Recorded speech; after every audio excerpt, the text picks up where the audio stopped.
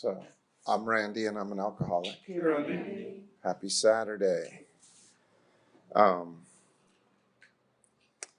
you know, we're starting over again in the literature. We're back in Dr. Tebow. And somebody mentioned recently that there wasn't a lot of joy in the meeting.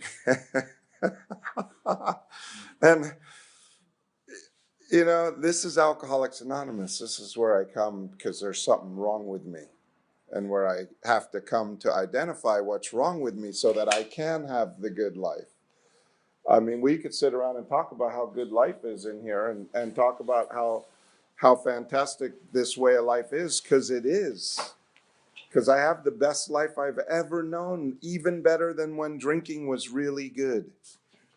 It's even better than that now. And it's consistently better than that. But like it says in the first step, it says, no alcoholic is going to do these things, these 12 steps, unless I have to do it to stay alive. So I have to come here and I have to know what's wrong with me. I'm going to die if I don't have this way of life.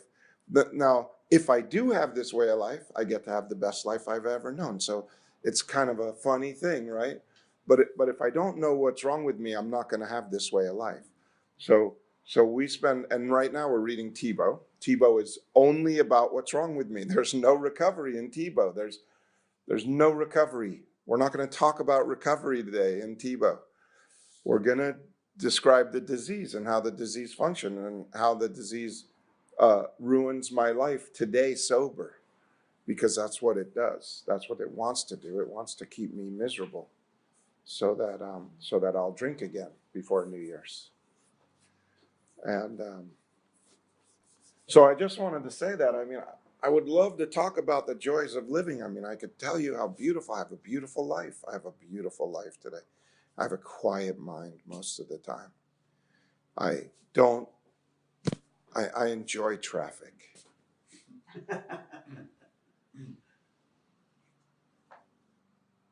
So long as they all make lefts on yellow lights.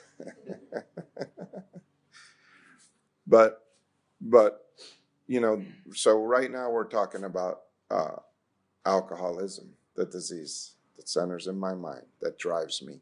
And the way that it drives me is it keeps me constantly in a state of unsatisfiable, in the state of unsatisfied. And you know what? That's not limited to alcoholics.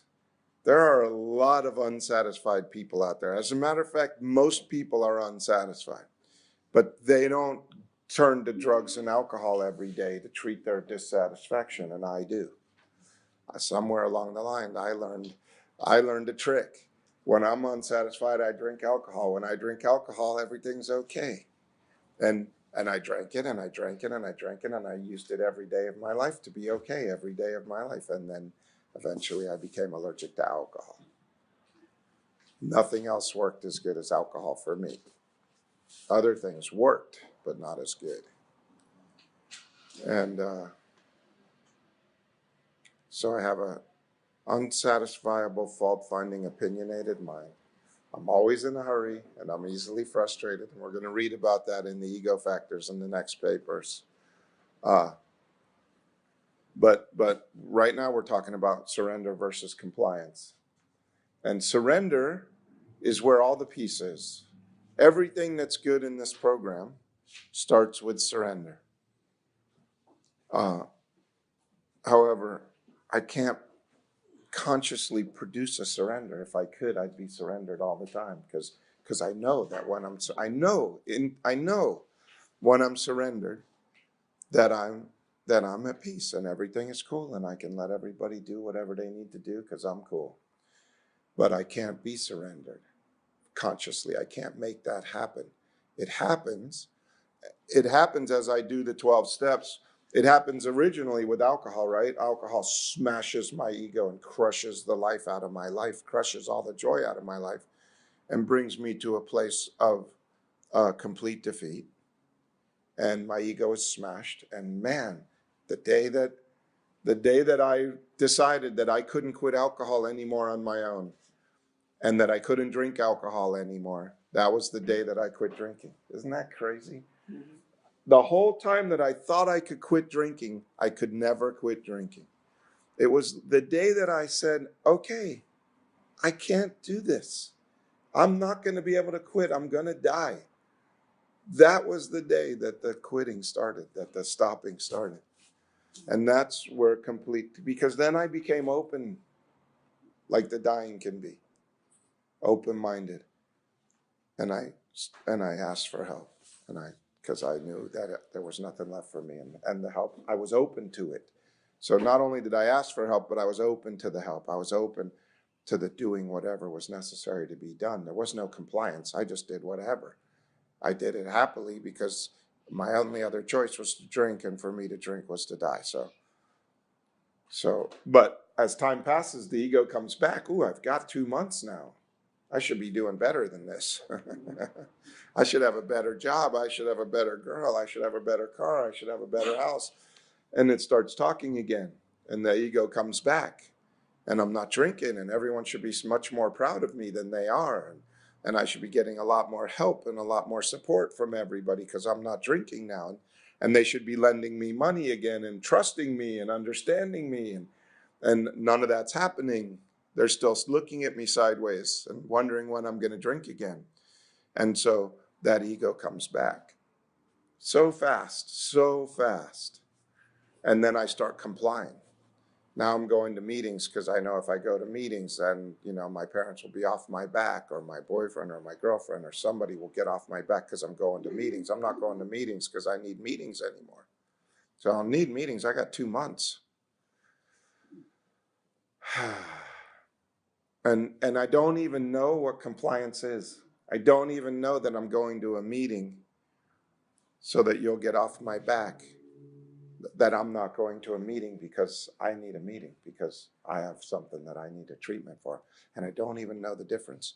And that's why it's so great to get into the literature and start reading things like Surrender versus Compliance. That's why I'm here today, because I know that there's areas of my life where I'm complying, where I'm doing the dishes and I'm expecting special favors, or I'm, whatever it is. There's areas where I'm doing things and I'm keeping score. I'm taking notes, and somebody's going to have to pay. And when they don't, man, the ego's going to have a conniption. So the next couple of months is going to be Tebow. So I'm sorry. It's terrible. It is terrible. But I have to see it.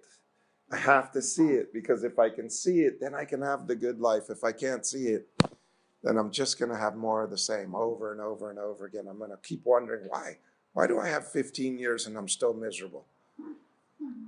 Why do I have 22 years and I'm still miserable? So that's why. Because you know why? Because I'm constitutionally incapable of being honest with myself. And because of that, I will not completely give myself to the simple program. And if I don't completely give myself, there's no half. There is no half. I'm either all in recovery or I'm all in disease. There's no middle of the road. The only time I get to coast is when everything's going my way. That's when I get to coast. But I'm coasting because eventually something's not going to go my way, and then it's going to get crazy again. So, okay, I promise this time I will stop talking now, and everyone's got their Tebow papers, and we'll read a little bit and we'll share.